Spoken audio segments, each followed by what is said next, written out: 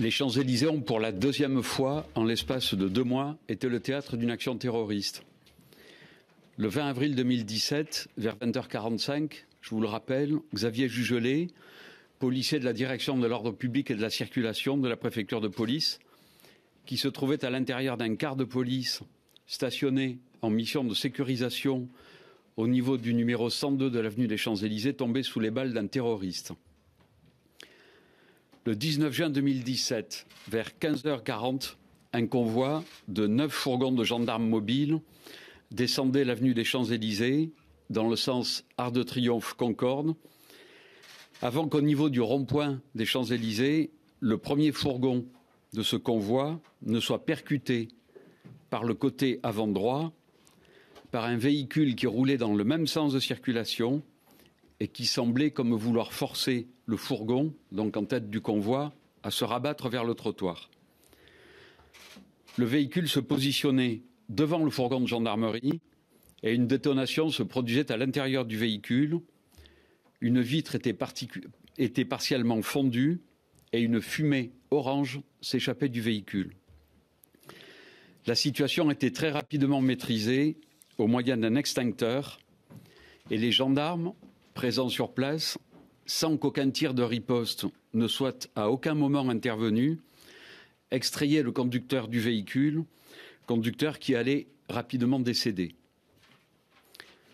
Ce passage à l'acte, qui interroge tant par le mode opératoire employé que par la personnalité de son auteur, n'a sans nul doute pas atteint l'objectif envisagé. L'arsenal découvert dans le véhicule, arsenal sur lequel je vais revenir au cours de mes propos, l'arsenal découvert dans le véhicule atteste en effet de l'ampleur de l'action terroriste projetée qui, si elle avait abouti, aurait pu avoir des conséquences humaines dramatiques. Force est de constater que si ce passage à l'acte terroriste n'a fait aucune victime, il n'en demeure pas moins mortifère. J'en veux pour preuve, outre l'arsenal découvert dans le véhicule, donc une lettre testament de l'auteur, expédiée par la poste à plusieurs de ses proches le 19 juin, dans lequel il a notamment écrit avoir soutenu, je cite, depuis des années les moudjahidines qui combattent pour secourir l'islam et les musulmans, avoir prêté allégeance à Abou Bakr al-Baghdadi, avoir pratiqué le tir sportif, non par une quelconque adhésion au survivalisme, comme il avait pu le prétendre à un certain temps, mais pour sa préparation au djihad, avoir voulu rejoindre la Syrie et déplorant en avoir été empêché, je cite, par des apostats contre l'État islamique, écrivant encore, je cite toujours, qu'il ne fallait pas le traiter de terroriste qui tue les civils innocents, car ce sont au contraire des mécréants, demandant encore à ses proches de ne pas qualifier son acte d'attentat-suicide, mais bien d'opération martyre. Depuis quand l'auteur a-t-il donc préparé son acte? Quel a été son processus de radicalisation? A-t-il bénéficié de complicité sur le territoire national? A-t-il été téléguidé depuis la zone irako-syrienne? Comment expliquer l'inadéquation entre l'ampleur de l'arsenal contenu dans son véhicule et l'échec de son entreprise terroriste? Comment enfin a-t-il finalement procédé pour entraîner détonation et cette fumée orange dont nous ne savons toujours pas à quoi elle correspond? Autant de questions auxquelles les investigations confiées par la section antiterroriste de mon parquet à la section antiterroriste de la brigade criminelle de la direction régionale de la police judiciaire de Paris, service coordonnateur, à la direction générale de la sécurité intérieure et à la sous-direction de l'antiterrorisme, à la direction centrale de la police judiciaire, investigations qui ne font que débuter et qui devront s'attacher à répondre à l'ensemble de ces questions. Mon parquet a en effet immédiatement après les faits ouvert une enquête en flagrance des chefs de tentatives d'assassinat sur personnes dépositaires de l'autorité publique en relation avec une entreprise terroriste, association de malfaiteurs terroristes en vue de la commission de crimes d'atteinte aux personnes, acquisition, détention, transport d'armes en liaison avec une entreprise terroriste, enfin tentative de destruction du bien d'autrui par moyens dangereux en relation avec une entreprise terroriste. Le mode opératoire employé, donc d'abord, j'évoquais à l'instant l'arsenal découvert dans le véhicule, arsenal dont je vous livre précisément le contenu. Sur la banquette arrière ont été découvertes 2 bouteilles de gaz de 13 kg chacune, pleines et toujours dotées de leur opercule de sécurité, bouteilles qui étaient posées contre les 2 portières. Entre ces 2 bouteilles se trouvaient plusieurs cartons contenant un très grand nombre de cartouches de différents calibres. Il y avait ainsi 2200 cartouches de calibre 12, 800 de calibre 7,62, plus de 2000 cartouches de calibre 9 mm et plus de 3700 cartouches de calibre 22 long rifle. À terre, au niveau du passager avant, ont été saisis un grand sac contenant 28 chargeurs, un pistolet Glock 17 muni d'un double chargeur, une carabine de calibre 7,62, calibre similaire à celui d'un fusil d'assaut Kalachnikov, ainsi que plusieurs couteaux, dont un couteau multipointe et une lampe taser. Ont aussi été découverts un briquet dans le vide-poche central, un briquet dans la poche de l'auteur. Enfin, sans que sa localisation dans le véhicule ne puisse déterminer précisément à ce stade, une besace calcinée qui contenait de très nombreux projectiles ressemblant à des ogives. Il est apparu que l'auteur avait fait l'acquisition des bonbonnes de gaz le dimanche 18 juin, soit la veille du passage à l'acte, et qu'il les avait achetées sur un site d'annonce Internet. Il était en outre trouvé porteur à sa ceinture d'une arme de poing type Glock 19, avec chargeur approvisionné et engagé. À l'instar enfin de l'arsenal découvert dans le véhicule, la perquisition au domicile de l'auteur a permis de découvrir au sous-sol du pavillon un stock important, à savoir 8 bidons vides de poudre de rechargement de munitions d'une contenance de 500 grammes chacune.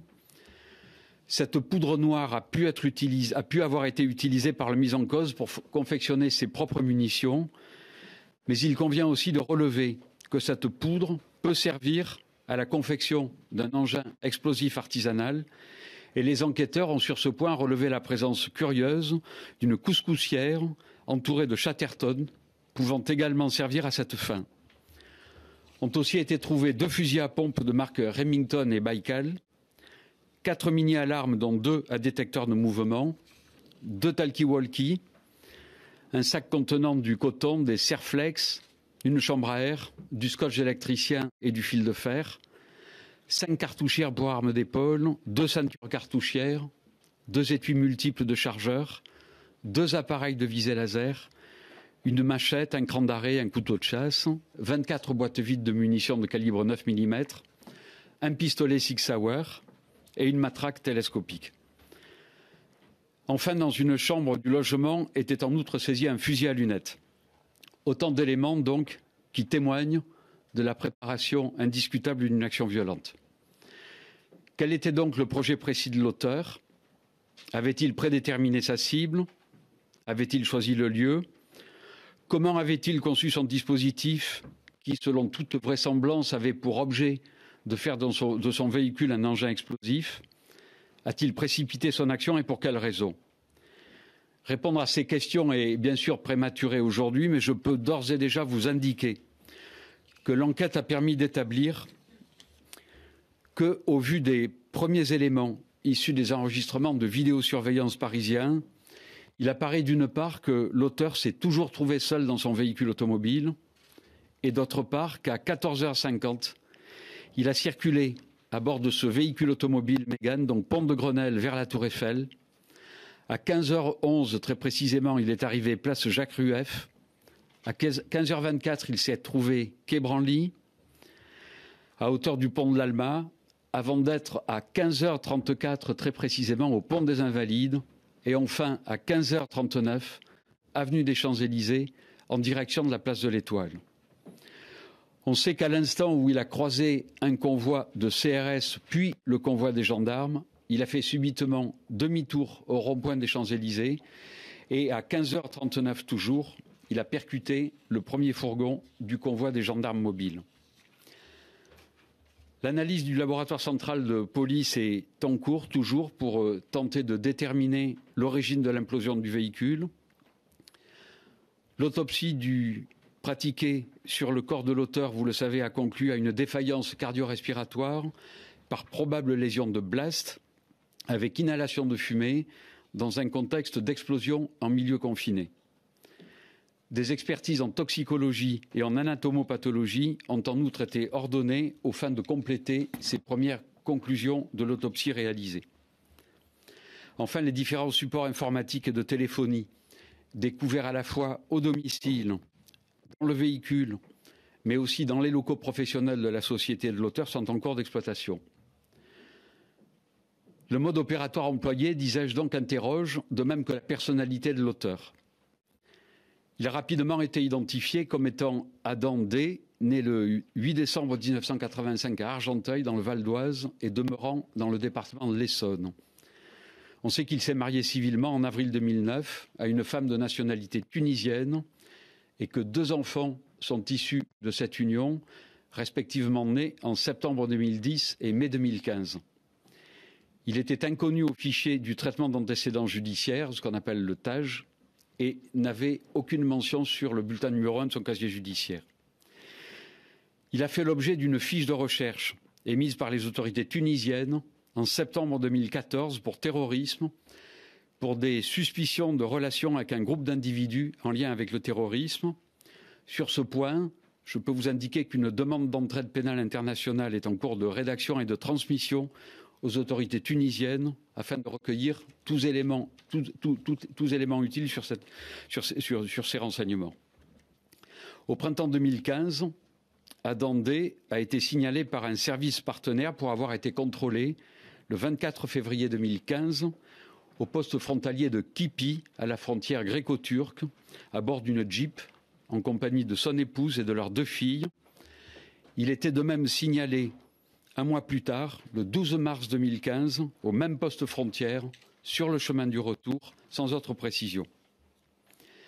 Il a, vous le savez, le 31 août 2015, fait l'objet d'une fiche S de la Direction générale de la sécurité intérieure. Il apparaît aussi qu'il a fait plusieurs séjours en Turquie, 3 très précisément au cours de l'année 2016. C'est ainsi qu'il a été contrôlé le 20 janvier 2016 au départ de Paris, à l'embarquement d'un vol pour Istanbul.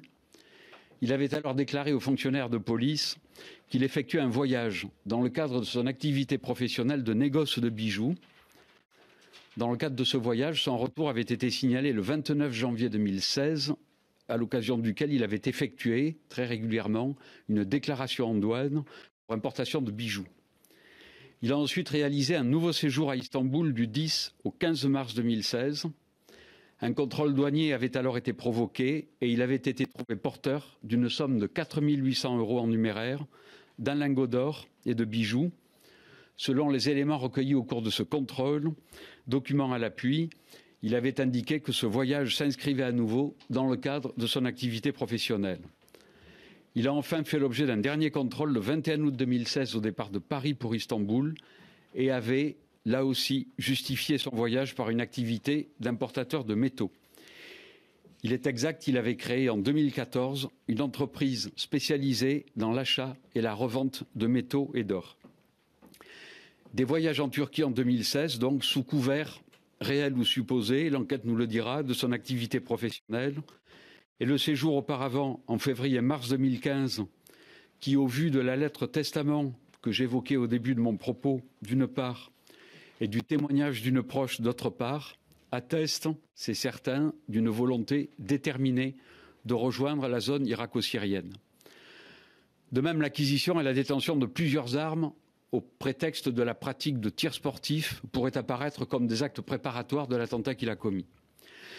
La consultation du fichier Agrippa révèle en effet que Adam D était titulaire d'autorisation de détention d'armes de catégorie B pour plusieurs armes, en l'occurrence un pistolet Glock 19, autorisation sollicitée le 7 avril 2015 et obtenue le 30 juin de la même année, un pistolet Sig Sauer, autorisation sollicitée le 7 avril 2015 et obtenue le 30 juin 2015, une carabine de chasse de calibre 7,62 mm, autorisation sollicitée elle aussi le 7 avril 2015, obtenue elle aussi le 30 juin 2015. Adam D avait en outre déclaré les armes de catégorie C suivantes: un fusil de chasse de marque Baïkal calibre 12, récépissé délivré le 24 septembre 2012. Un fusil de chasse de marque Baïkal calibre 12, récépissé délivré le 18 juin 2014. Une carabine marque CZ calibre 22 long rifle récépissé délivré le 18 juin 2014.